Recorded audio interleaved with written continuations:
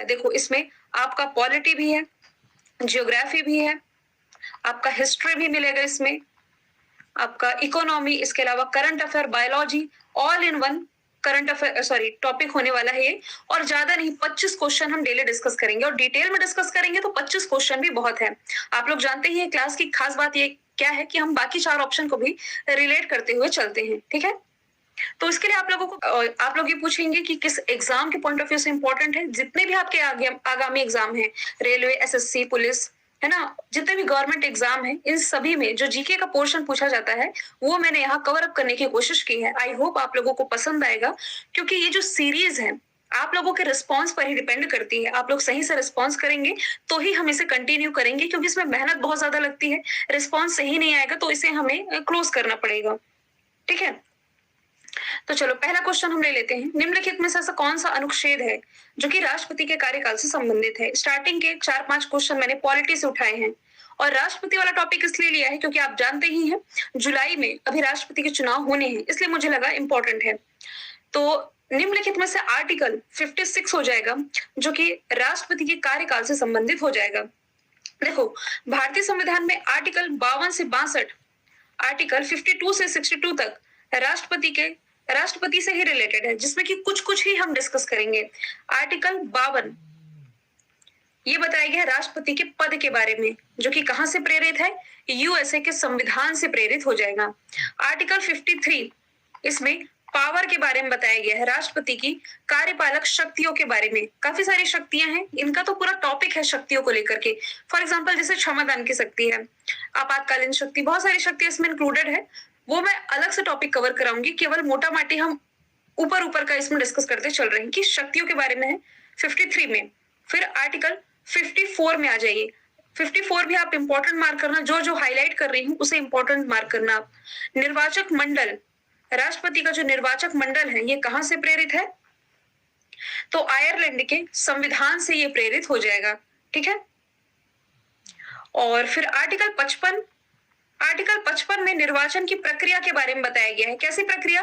कि कैसे इनका चुनाव होगा, कौन कौन भाग लेंगे। निर्वाचन मंडल है, सॉरी, वो तो प्रक्रिया में मतलब कि गुप्त मतदान होगा, एकल संक्रमणी मत पद्धति वगैरह का इसमें इस्तेमाल किया जाता है। तो प्रक्रिया यानी कि प्रोसेस है। आर्टिकल 55 में। आर्टिकल 56 ये बताया गया है कार्यकाल के बारे में। वैसे देखो भारत के राष्ट्रपति का जो कार्यकाल है ये 5 साल के लिए होता है ना, लेकिन ये अपने कार्यकाल के पहले भी 3 कारणों से हटा दिए जा सकते हैं, ठीक है ना?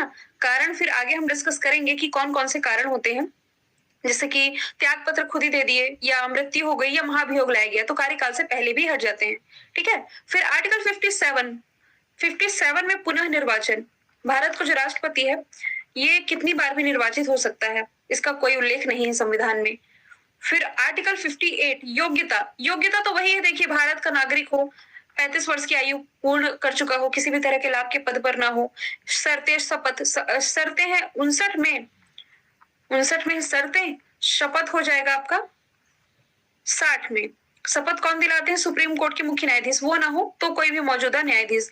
61 मोस्ट इंपॉर्टेंट मार्क करना। 61 इसमें बताया गया है राष्ट्रपति के महाभियोग के बारे में। आगे इसका डिस्कशन आएगा तो मैं डिटेल में डिस्कस करूंगी, ठीक है? अब इसमें से कौन कौन सा आपको याद रखना? पद 52 याद रखना है, कार्यकाल याद रखना 56, आयरलैंड के संविधान से प्रेरित है, चलो ये तो आपको याद ही हो गया। और इनका निर्वाचन मंडल किसमें बताया है मैंने आप लोगों को? आर्टिकल 54 निर्वाचन मंडल, जो कि आयरलैंड के संविधान से प्रेरित है। निर्वाचन मंडल में जैसे कि लोकसभा, राज्यसभा के निर्वाचित सदस्य भाग लेते हैं, दिल्ली की विधानसभा के निर्वाचित सदस्य और पुदुचेरी के विधानसभा के इसमें निर्वाचित सदस्य इसमें भाग लेते हैं। राज्य की विधानसभा के लोकसभा, राज्यसभा, दिल्ली, पुदुचेरी। आगे है ऐसा क्वेश्चन, या नहीं होगा तो नेक्स्ट सीरीज में मैं ये ऐड कर लूंगी। अगला प्रश्न है राष्ट्रपति पर महाभियोग। देखो महाभियोग आ ही गया ना टर्म। पहले तो ये आप जान लीजिए महाभियोग होता क्या है। राष्ट्रपति का कार्यकाल पूरे होने से पहले ही इन्हें पद से हटा देना, यही कहलाता है महाभियोग। राष्ट्रपति का जो महाभियोग जस्ट मैंने बताया है, ये है आर्टिकल नंबर 61 में। पूछा जा रहा है किसके द्वारा लाया जाता है? संसद के द्वारा। संसद में कौन कौन शामिल होते हैं? लोकसभा, राज्यसभा और प्रेसिडेंट। अब प्रेसिडेंट के ऊपर ही लाया जा रहा है, तो यहाँ आप लोकसभा और राज्यसभा को रिलेट करो। जरूरी नहीं कि पहले लोकसभा में लाया जाए या पहले राज्यसभा में लाया जाए, ये किसी भी सदन में पहले लाया जा सकता है, किसी भी सदन में पहले लाया जा सकता है, लेकिन इसके लिए पूर्व सूचित करना होता है राष्ट्रपति को, यानी कि इन्हें 14 डेज पहले बताना पड़ता है कि हम आपके ऊपर महाभियोग ला रहे हैं। और महाभियोग लाने से पहले 1/4 सदस्यों का समर्थन जरूरी है। जब तक समर्थन नहीं होगा, आप क्या है, ये महाभियोग नहीं ला सकते। फॉर एग्जाम्पल, हमने लोकसभा में ही हमने क्या मतलब जो लाते हैं लोकसभा में पहले लाया गया महाभियोग, तो ये क्या कहलाएगा? पहला सदन कहलाएगा। और यहाँ लाया जा रहा है महाभियोग, इसलिए महाभियोग सदन भी से कह सकते हैं। यहाँ से जब ये 2/3 मत से पारित हो जाता है, तब ये दूसरे सदन यानी कि राज्यसभा में चला गया, तो राज्यसभा में इसकी जांच होती है, इसलिए इसे जांच सदन भी कहा जाता है। जब राज्यसभा से भी 2/3 प्रस्ताव से पारित हो जाएगा, तब तत्काल राष्ट्रपति को पद से हटा दिया जाएगा। लेकिन एक चीज जरूर याद रखना है इसमें आप लोगों को, कि अभी तक किसी भी राष्ट्रपति के प्रति महाभियोग नहीं लाया गया है, ठीक है। और एक चीज और याद रखना कि राष्ट्रपति के चुनाव में विधायक शामिल नहीं होते, ठीक है। चुनाव है, देखो बीजेपी की तरफ से द्रौपदी मुर्मू, इनका नाम प्रस्तावित है। अभी देखना होगा जुलाई में चुनाव है तो क्या निकल करके सामने आता है। शपथ भारत के मुख्य न्यायाधीश दिलाते हैं, मैंने बता दिया है। तो 2 ही क्वेश्चन है, अच्छा 3 क्वेश्चन है राष्ट्रपति से रिलेटेड। तो इनकी जो क्षमादान शक्तियां हैं, ये आर्टिकल 72 में क्षमादान, इसके बाद महाभियोग है आर्टिकल 51 में, संसद है 79 में, राज्यसभा है आर्टिकल 80 में, जबकि लोकसभा हो जाएगी आर्टिकल 81 में। 56 के बारे में मैंने क्या बताया है? राष्ट्रपति का कार्यकाल। फर्स्ट क्वेश्चन देखो, कार्यकाल 56। अगला प्रश्न है 1946 का जो कैबिनेट मिशन था, ये 3 मंत्रियों से गठित था। निम्नलिखित में से कौन सा इसका सदस्य नहीं था? देखो, ये जो कैबिनेट मिशन है ना, कैबिनेट मिशन ये भारत कब आया था? 1946 में, जिसमें कि एक अध्यक्ष थे। अध्यक्ष का नाम क्या था? सर पैट्रिक लॉरेंस, और इसके 2 मेंबर थे, सर अलेक्जेंडर क्रिप्स और सर स्टेफन क्रिप्स और एबी अलेक्जेंडर। तो कौन सदस्य नहीं था? लॉर्ड एमरी, ये इसके सदस्य नहीं थे, ठीक है। अगला प्रश्न है संविधान सभा के विचार का औपचारिक रूप से प्रतिपादन किसने किया था? तो औपचारिक प्रतिपादन ये किया गया था एमएन रॉय के द्वारा। एमएन रॉय नहीं समझ आया तो मानवेंद्र नाथ रॉय, इनका नाम याद रखेंगे। बिना उपग्रह वाले ग्रह कौन से हैं? देखो, जैसे कि हम पृथ्वी में रहते हैं, हमारा पृथ्वी क्या है? एक तरह का ग्रह है। ग्रह किसकी परिक्रमा करते हैं? सूर्य की परिक्रमा करते हैं। लेकिन इन ग्रहों की भी परिक्रमा जो करते हैं, इन्हें हम कहते हैं उपग्रह, है ना, यानी कि सैटेलाइट। तो पृथ्वी का जो उपग्रह है, इसका नाम क्या है? चंद्रमा पृथ्वी का उपग्रह है। लेकिन ऐसे 2 ग्रह हैं जिसके कोई भी उपग्रह नहीं है, जिसकी कोई भी परिक्रमा नहीं करता, इसका नाम हो जाएगा बुध और शुक्र। तो बुध शुक्र के नहीं है, लेकिन बाकियों के तो हैं। तो अदर ऑप्शन को हम रिलेट कर लेते हैं, जैसे बुध का नहीं है। शनि का एक प्रसिद्ध उपग्रह है जिसका नाम आप लोगों को याद रखना है, ये हो जाएगा टाइटन। बुध का नहीं है। मंगल का रिलेट करो, फोबोस और डीबोस, ये आप लोगों को याद रखना है। फिर मंगल हो गया, शुक्र का तो नहीं है। देखो ये सन है, बुध, शुक्र, पृथ्वी, मंगल, ये आपके कहलाएंगे आंतरिक ग्रह, स्टार्टिंग के 4। फिर इसके बाहर जुपिटर, फिर शनि, यूरेनस, नेपच्यून, ये कहलाएंगे बाहरी ग्रह। समझ गए? आप देख पा रहे हैं पृथ्वी की परिक्रमा कर रहा है मून, चंदा मामा। अगला प्रश्न, कौन सा ग्रह सबसे कम तीव्रता से चलता है, यानी कि सूर्य की परिक्रमा करने में कम तीव्रता से चलता है, यानी कि ज्यादा समय लेता है, यही मतलब हुआ ना, सबसे कम तीव्रता से, वही मतलब होगा। तो शनि है जो कि सबसे कम तीव्रता से चलेगा। देखो, भारत कह रही हूँ, पृथ्वी को सूर्य की परिक्रमा करने में 365 दिन और 6 घंटे लगते हैं। यही 6 घंटे काउंट होते जाते हैं, तो 4 साल में कितना होता है? 24 घंटे। इसलिए 4 साल में 1 साल बढ़ जाता है, लीप ईयर जिसे हम कहते हैं। तो पृथ्वी का आप कह सकते हैं हमारे 30 साल के बराबर शनि का 1 साल होता है। तो सबसे कम धीरे धीरे यही चलता है, सबसे आराम से सूर्य की परिक्रमा लगाता है। सबसे जल्दी कौन लगा लेता है? तो ये बुध लगा लेता है। बुध को 88 दिन लगते हैं सूर्य की परिक्रमा करने में। ठीक है। सूर्य की परिक्रमा करने में कौन ज्यादा समय लगाता है, कौन कम, ये मैं स्पष्ट कर दूंगी क्वेश्चन में। अगला प्रश्न है सी ऑफ ट्रांक्विलिटी, ये कहाँ स्थित है? तो सी ऑफ ट्रांक्विलिटी, अच्छा एक चीज जिस क्वेश्चन को लेकर के कंफ्यूजन होगा ना, तो वो मैं कमेंट बॉक्स में पिन कर दूंगी। पहली क्लास है इसलिए ये कमेंट बॉक्स एक बार ना आप लोग जरूर से चेक कर लेंगे। तो सी ऑफ ट्रांक्विलिटी जो कि चंद्रमा यानी कि मून में है, देखिए जुलाई 1969 में जो नील आर्मस्ट्रॉन्ग थे ना, इन्होंने चंद्रमा पर मतलब कि ये लैंडिंग किए थे। इनका जो स्पेसशिप था ईगल, इसके माध्यम से, तो ये ईगल स्पेसशिप जहां लैंड किया था उसी जगह को सी ऑफ ट्रांक्विलिटी कहा जाता है। चंद्रमा आप जानते ही हैं पृथ्वी का एकमात्र उपग्रह है, एकमात्र प्राकृतिक उपग्रह, पृथ्वी का जुड़वा ग्रह, तो ये हो जाएगा शुक्र। ये आप लोगों को जरूर याद रखना है क्योंकि इसकी स्थितियां मतलब कि जैसे पृथ्वी में जीवन की संभावना है, सेम वैसे ही वैज्ञानिकों का मानना है कि शुक्र में भी जीवन की संभावना है। तो इस पर रिसर्च करने के लिए जो हमारी स्पेस एजेंसी इसरो, ये अपना वीनस मिशन, पहला जो वीनस मिशन है ये भेजने जा रही है नेक्स्ट ईयर यानी कि 2023 में। किलिमंजारो, अब ये ज्योग्राफी का सवाल आ गया आपका। किलिमंजारो कहाँ है? तो ये अफ्रीका में है। ऑप्शन नंबर बी इसका राइट आंसर होगा। यदि आप लोग करंट अफेयर डेली देखते हैं तो आपको डेफिनेटली मालूम होगा कि वर्ल्ड मैप में अफ्रीका कहाँ एग्जिस्ट करता है। अफ्रीका एकमात्र ऐसा महाद्वीप है जिससे कि कर्क रेखा, नीचे में मकर रेखा और ये विषुवत रेखा ये गुजरती है। यही आप क्या देख पा रहे हैं, तंजानिया, और इसी तंजानिया के पास स्थित है माउंट किलिमंजारो। माउंट किलिमंजारो जो कि अफ्रीका की सबसे ऊंची चोटी हो जाएगी। इसकी जो ऊंचाई है ये हो जाएगी 5895 मीटर। और इस पर चढ़ाई करने वाले भारत के या आप कह सकते हैं दुनिया के सबसे युवा व्यक्ति ये बने थे विराट चंद्रा। करंट का सवाल है, ये भारतीय मूल के ने, भारत के ही थे जिन्होंने इस पर चढ़ाई की थी। नेपाल की सबसे ऊंची चोटी हो जाएगी माउंट एवरेस्ट, इसके साथ ये दुनिया की सबसे ऊंची चोटी है। दक्षिण अमेरिका की सबसे ऊंची चोटी हो जाएगी एकांकागुआ, और नॉर्थ अमेरिका, उत्तरी अमेरिका की हो जाएगी माउंट मैकिनले। अगला प्रश्न है किस पठार को विश्व की छत के रूप में जाना जाता है?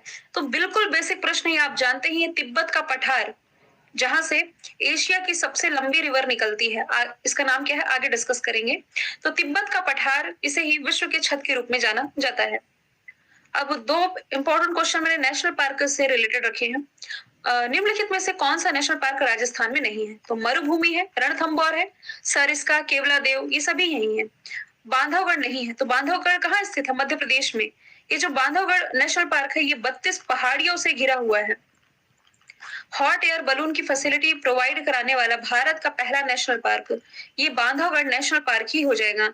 इसके अलावा देखो राजस्थान का डिस्कशन आया है तो आप लोग Ramgarh Vishdhari wild life sanctuary relate कर सकते हो। ये मैं इसलिए बता रही हूँ क्योंकि अभी हाल ही में इसे भारत का 52वां टाइगर रिजर्व डिक्लेयर किया गया है। ठीक है। अगला प्रश्न है ग्रेट हिमालयन नेशनल पार्क कहाँ है? तो ये हिमाचल प्रदेश में हो जाएगा। एक एक और रिलेट कर लो, जम्मू कश्मीर में क्या है?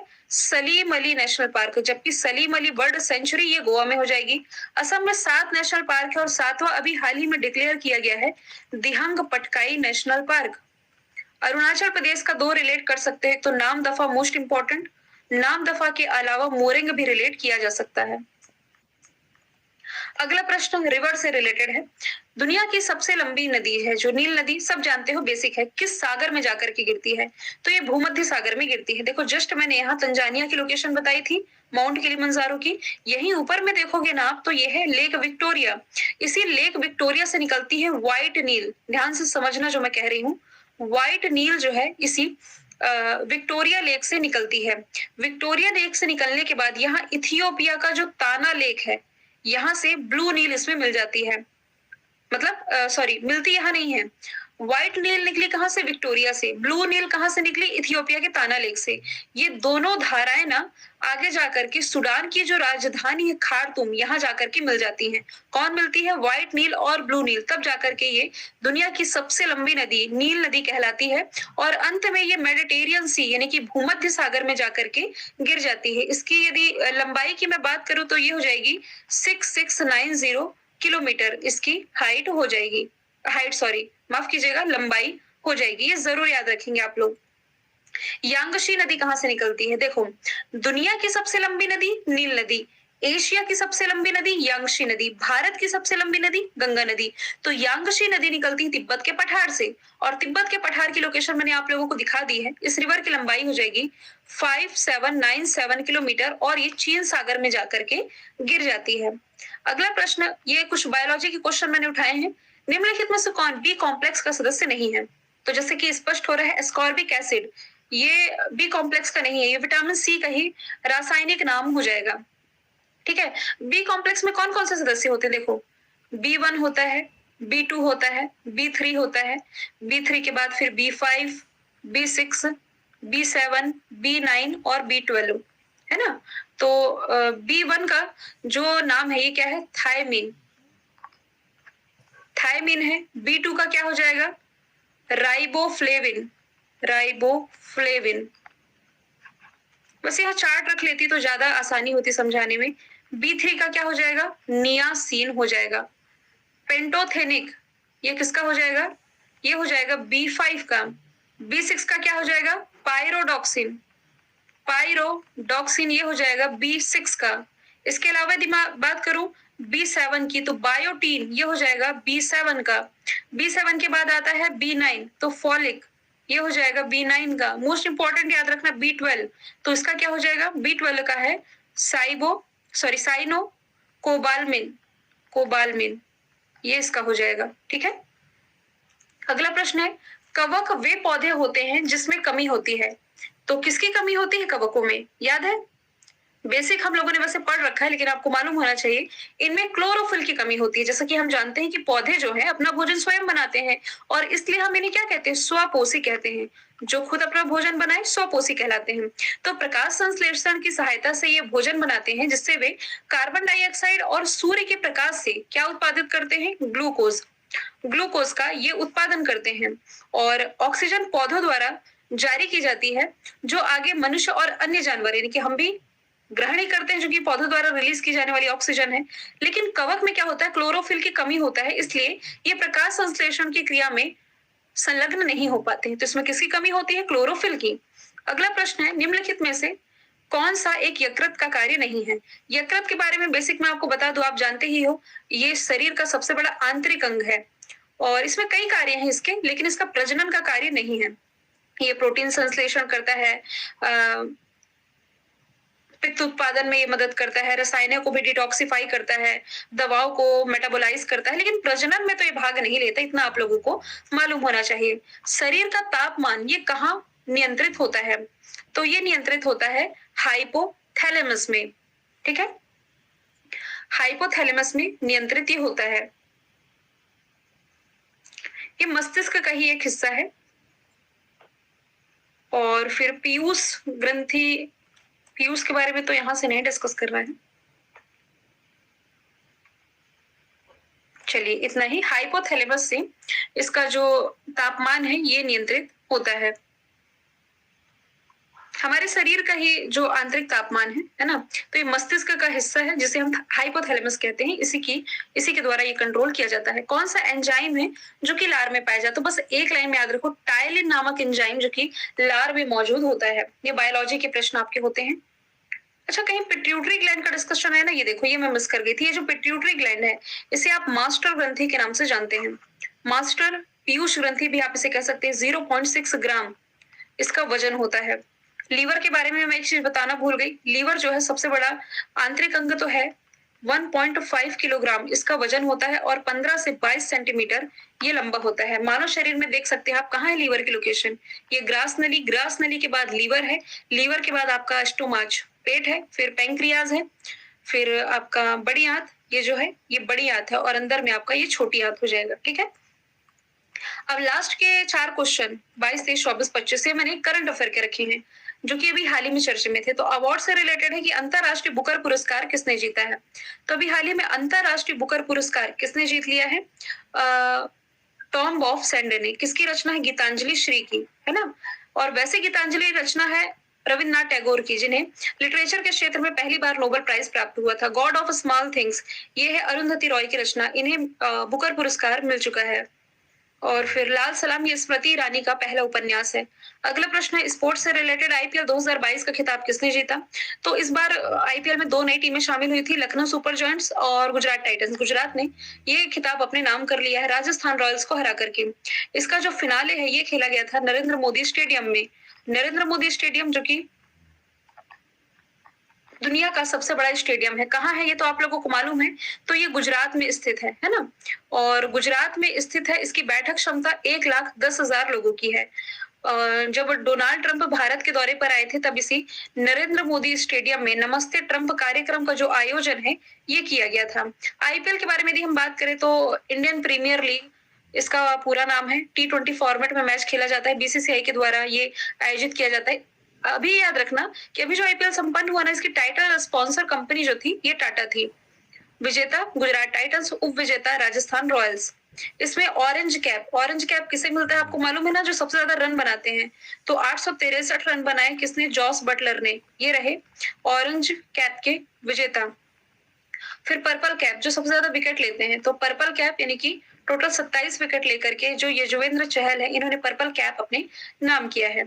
अगला प्रश्न है भारत के नए लोकपाल। देखो पहले लोकपाल पिनाकी चंद्र घोष थे, अभी हाल ही में प्रदीप कुमार मोहंती बन गए हैं। एसएस मुंद्रा, ये टाइपिंग मिस्टेक है, एसएस मुंद्रा होगा। बॉम्बे स्टॉक एक्सचेंज के नए अध्यक्ष राजीव कुमार, ये हमारे इलेक्शन कमीशन ऑफ इंडिया नए बनाए गए। सलिल एस पारेख जो प्रसिद्ध आईटी कंपनी है इन्फोसिस, इसके दोबारा से एमडी सीईओ ये बन गए हैं। अब ये जो अंतिम प्रश्न इंपॉर्टेंट डे का मैंने रखा है, 31 मई को क्या मनाया जाता है? World No Tobacco Day. इस बार की थीम थी तंबाकू हमें और हमारे ग्रह को मार रहा है। 29 मई को माउंट एवरेस्ट डे मनाया जाता है। ठीक है।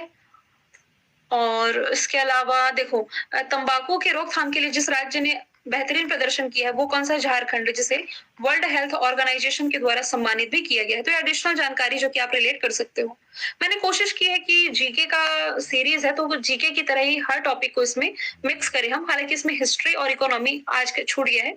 25 क्वेश्चन ही रखते तो मैं कोशिश करूंगी नेक्स्ट वाले में हिस्ट्री के भी 2-3 क्वेश्चन पिक कर लूं। ठीक है। अब आप लोगों को अपनी फीडबैक देना है, क्योंकि आपका फीडबैक और व्यूज सबसे इंपॉर्टेंट है। कितनी मेहनत लगती है इस कंटेंट को प्रिपेयर करने में। मेरे अकॉर्डिंग यदि व्यूज आएंगे, ज्यादा से ज्यादा लोगों तक पहुंचेगा, तभी ये जो सीरीज है कंटिन्यू रहेगी। वरना हम और कुछ करेंगे, क्योंकि आप जानते ही हैं मेरा शेड्यूल, मुझे खान सर के एप्लीकेशन में भी पढ़ाना पड़ता है।